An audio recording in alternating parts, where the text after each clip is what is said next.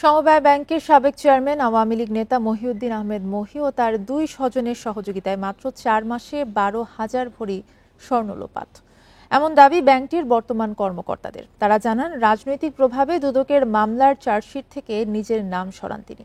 তার বিরুদ্ধে ব্যাপক নিয়োগ বাণিজ্যেরও অভিযোগ। এ বিষয়ে কথা বলতে আমাদের সাথে যোগ দিচ্ছেন লেখক ও ব্যাংকার ফারুক মঈনুদ্দিন। আপনাকে স্বাগত জানাচ্ছি ইন্ডিপেন্ডেন্ট সংবাদে। আপনার কাছে আমার প্রথম প্রশ্ন হচ্ছে যে, একটি ব্যাংকের কোথায় দুর্বলতা থাকলে ১২,০০০ ভরি স্বর্ণ লোপাট হওয়ার মতো ঘটনা ঘটতে পারে?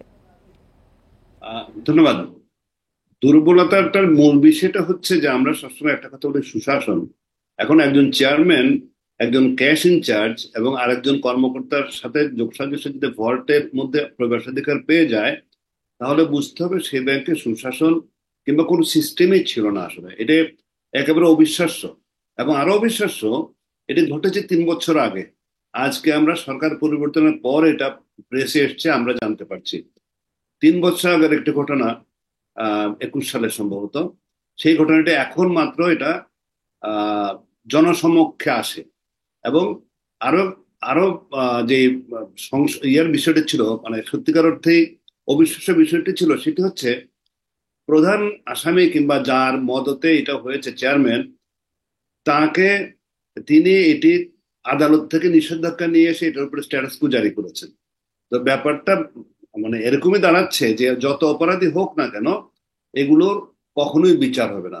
এবং আমি এখানে আরেকটু আমরা স্মরণ করতে পারি, সেটা হচ্ছে আমরা যদি বেসিক ব্যাংকের আব্দুল বাচ্চুর কেলেঙ্কারি কিংবা সোনালী ব্যাংকের আহ আহ, সেই ৪,০০০ কোটি টাকার কেলেঙ্কারি, এসব গুলো আমরা যদি বিবেচনা করি, এমনকি ২১ সালে একটি ব্যাংক থেকে, ইউনিয়ন ব্যাংক থেকে একটি শাখায় ১৯ কোটি টাকার ক্যাশ কম পাওয়া গিয়েছিল। এগুলোর ব্যাপারে কখনোই কোনো ব্যবস্থা নেওয়া হয়নি। এখন ৩ বছর আগে একটি ঘটনা যখন আমাদের এখানে আসে এবং সেটি যখন বিচার কার্য সম্পন্ন হয়নি, এটা আমাদের বিশ্বাস। সেই কথাটা আবার বলতে পারি আমরা যে, when justice is delayed, justice is delayed, justice is denied। তাই ঘটনা তিন সেক্ষেত্রে বছর আপনাকে মধ্যে। একটা প্রশ্ন করতে চাই, যেমনটা আপনি বলছিলেন যে সাবেক চেয়ারম্যান মহিউদ্দিনের বিরুদ্ধে আসলে মূলত এই অভিযোগটা আনা হয়েছে। তিনি এবং তার দুইজন স্বজন এই ঘটনাটা আর কি করেছেন। তিনি আসলে এই দুঃসাহসটা কিভাবে করলেন?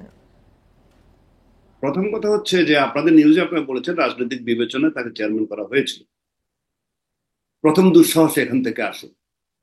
দ্বিতীয় দুঃসাহস আসে যখন তিনি জানেন যে তার কিছুই ঘটবে না। তার স্বজনদেরকে তিনি ফাঁসিয়ে দিয়ে তিনি চার্জশিট থেকে তার নাম বাদ দিয়ে দিয়েছেন এবং আদালত থেকে নিষেধাজ্ঞা নিয়ে আসতে পেরেছেন যে কোনো ধরনের তদন্ত কাজ করা যাবে না। তো এটা আমাদের এখানে নতুন নয়, এর অতীতেও আরো অনেক বড় গ্রুপও উচ্চ আদালত থেকে নিষেধাজ্ঞা এনে কোনো নিউজ প্রকাশে এটার উপরে নিষেধাজ্ঞা এনেছিলেন। সুতরাং বিষয়গুলো হচ্ছে যে, মানে আমাদের আর্থিক সিস্টেমের মধ্যে যে একটা মারাত্মক রকমের গলদ এবং মারাত্মক রকমের একটা দুঃশাসন চেপে বসছিল, এগুলো হচ্ছে তার প্রতিটি তার প্রমাণ। সমবায় ব্যাংকের এই ৩ বছর পুরনো ঘটনাটি আজকে আসার পরে আমরা স্তম্ভিত হয়ে যাই যে এখানে শুধুমাত্র ক্যাশ এজেন্টের সাথে চেয়ারম্যানের যোগসাজশে মানে এতগুলো স্বর্ণ বেরিয়ে যেতে পারে। তার মানে সিস্টেম বলে কিছু ছিল? কিছুই ছিল না।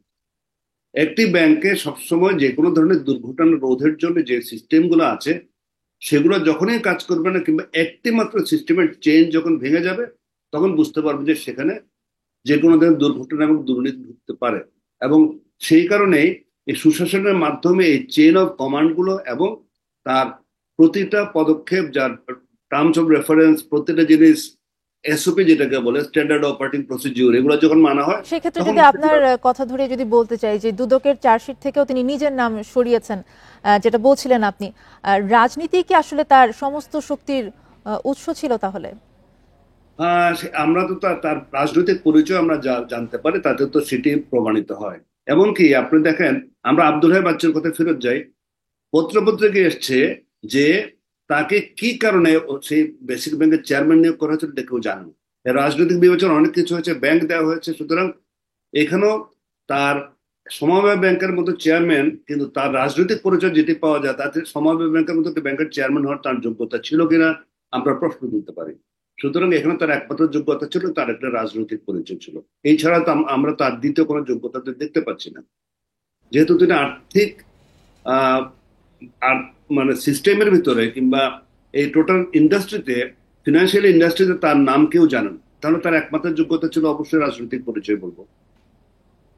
জি, অনেক ধন্যবাদ আপনাকে আমাদেরকে সময় দেওয়ার জন্য।